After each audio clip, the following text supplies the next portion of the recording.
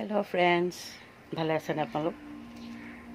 মোৰ নতুন চেনেল ৰীতা হাজৰিকা দাস ব্লগলৈ আপোনালোকক স্বাগতম জনাইছোঁ। আজি মই আপোনালোকলৈ এটা ৰেচিপি আনিছোঁ। সেইটো কি জানেনে? একদম সাধাৰণ ঘৰুৱা ঢেকীয়া শাকত মচুৰ দাইল দি ৰন্ধা আঞ্জা বুলি ক'ব পাৰি বা দাইলো ক'ব পাৰি। আঞ্জা হ'লে সাধাৰণতে মাছ দিয়ে, মই যেনিবা মাছ নিদিওঁ। তাত বিলাহী দি বনাম, চাবচোন আৰু খাই চাব আৰু কমেণ্ট কৰিব। আহকচোন এতিয়া যাওঁ পাকঘৰলৈ, দাইলখিনি বনাওঁগৈ। এয়া ঢেকীয়া শাক ভালকৈ ধুই লৈছোঁ, বেছি নাই লোৱা, অলপ। এয়া বিলাহী, কণ বিলাহীও আছে আৰু বৰ বিলাহীও দুটামান মিলাই দিছোঁ। এয়া এতিয়া মই বাতি এটাত অলপ দাইল, মচুৰ দাইল দুমুঠিমান লৈ লৈছোঁ। যদি সৰহ হয় সৰহকৈ দিব পাৰে, আৰু কমকৈ দিলে ভাল সোৱাদ হয় দাইলখন। এয়া তাৰ লগতে এয়া আলু কাটি দিছোঁ অকণমান ডাঠ হ'বৰ কাৰণে, তেল মাৰিবৰ কাৰণে পিঁয়াজ, এইখিনি গোটেইখিনি ধুই পখালি ঠিক কৰি লৈছোঁ। এয়া সুন্দৰ, এয়া পিঁয়াজ ৰঙা হৈ গ'ল। এতিয়া মই দাইল, শাকখিনি, আলু সকলো একেলগে ৰাখি দিম।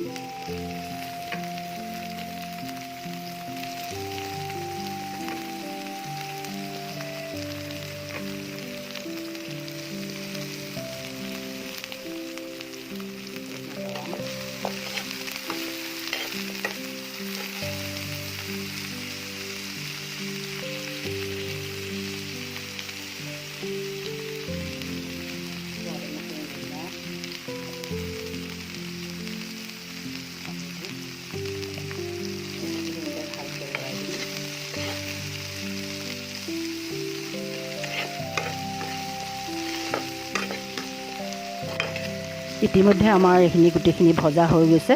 আলু, দাইল আৰু ঢেকীয়া শাকখিনি ভজা হৈ গ'ল। এতিয়া আমি এইখিনি ঢাকি দিম আলুখিনি সিজিবলৈ। এয়া ঢাকি দিছোঁ। এয়া 5 মিনিট হৈ গ'ল। এতিয়া ঢাকনাখন খুলি দিছোঁ। দেখিছেনে? এই আলু সিজি গ'ল, ইমান সুন্দৰ হৈছে। এতিয়া আমি গোটেইখিনি আকৌ দাইলখিনি সিজিব আছে। ইয়াত আলু সিজি গ'ল, শাকো সিজি গ'ল, অকল দাইলখিনি বাকী আছে সিজিবলৈ। এতিয়া আমি ইয়াত এয়া কণ বিলাহী দি দিছোঁ। এয়া কণ বিলাহী, আপুনি বৰকৈ বৰ বিলাহীও দিব পাৰে।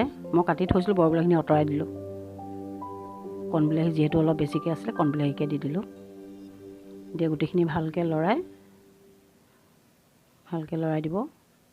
বিলাহীখিনি এতিয়া পিটিকা কৰি নিদিব, পিটিকি নিদিব, কাৰণ দাইলখিনি সিজিবলৈ বাকী আছে যে। এয়া অলৰেডি হৈ গৈছে ভজা এইখিনি।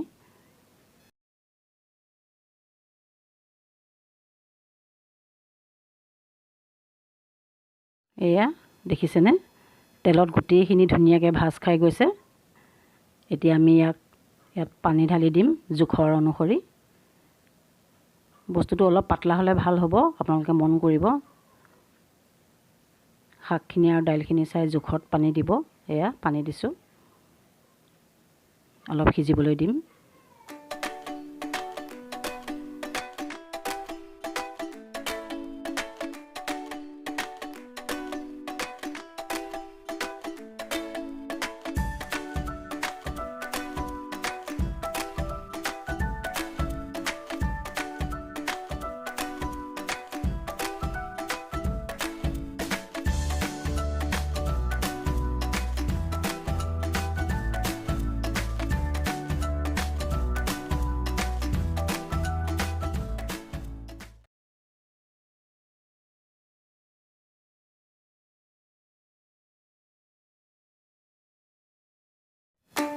এয়া দেখিছেনে? দাইলখিনি ধুনীয়াকৈ হৈ গ'ল। কণ বিলাহী, ঢেকীয়া শাক আৰু মচুৰ দাইল দি ৰন্ধা ঢেকীয়া আঞ্জা খাবলৈ খুব সোৱাদ হ'ব।